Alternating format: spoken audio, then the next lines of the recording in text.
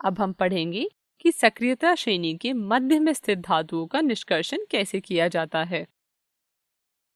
सक्रियता श्रेणी के मध्य में स्थित धातु जैसे जिंक, आयरन, लेड, कॉपर की अभिक्रियाशीलता मध्यम होती है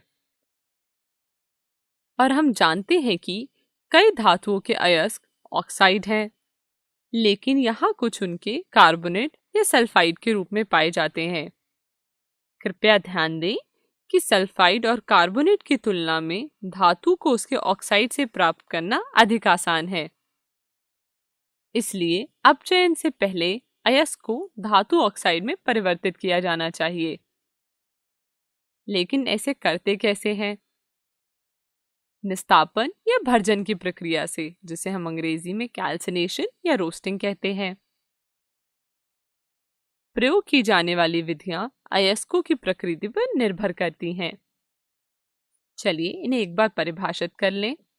सल्फाइड अयस्क को वायु की उपस्थिति में अधिक ताप पर गर्म करने पर यह ऑक्साइड में परिवर्तित हो जाता है और इस प्रक्रिया को भर्जन कहते हैं।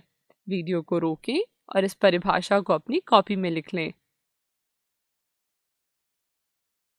अब हम देखेंगे कि निस्तापन किसे कहते हैं। कार्बोनेट अयस्क को सीमित वायु में अधिक ताप पर गर्म करने से यह ऑक्साइड में परिवर्तित हो जाता है और इस प्रक्रिया को निस्तापन कहा जाता है। जिंक के अयस्कों के भर्जन एवं निस्तापन के समय निम्न रासायनिक अभिक्रिया होती है।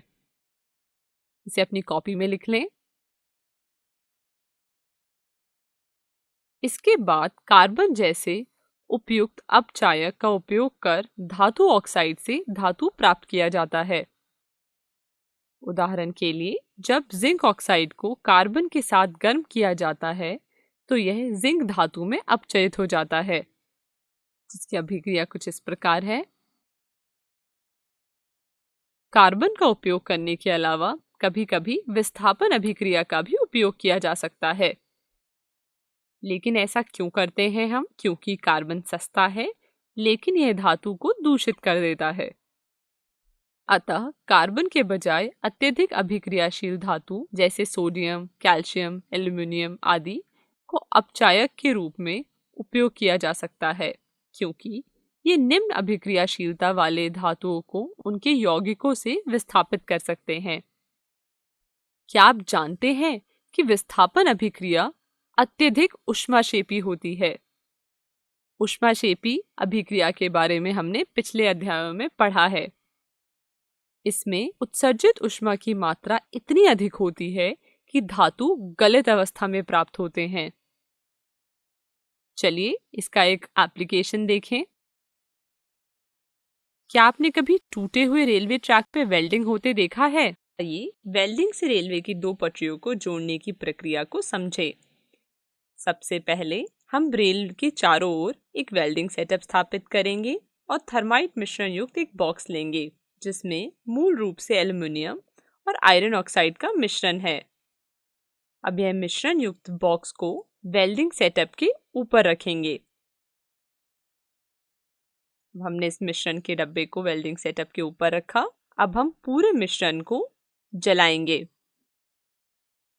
आप देखेंगे आग के कारण एल्युमिनियम और आयरन ऑक्साइड दोनों एक दूसरे के साथ अभिक्रिया करेंगे। अभिक्रिया कुछ इस प्रकार होगी और इसमें से काफी गर्मी निकलेगी, जिससे कि गर्म पिघला हुआ धातु बनेगा और पिघला धातु जब धीरे धीरे नीचे की ओर जाएगा, अतिरिक्त लोहा बाहर निकलकर ट्रे पर गिरता रहेगा। इसे कुछ समय के लिए जमने के लिए छोड़ दें और अंत में वेल्डिंग सेटअप निकाल दें। आइए जो हमने देखा उसे समझते हैं। अभिक्रिया कुछ इस प्रकार है। आयरन ऑक्साइड के साथ एल्युमिनियम की अभिक्रिया का उपयोग रेलवे की पटरी को जोड़ने में किया जाता है और इस अभिक्रिया को थर्मेट अभिक्रिया कहते हैं। ये बहुत ही इंपॉर्टेंट अभिक्रिया है, इसे अपनी कॉपी में लिख लें।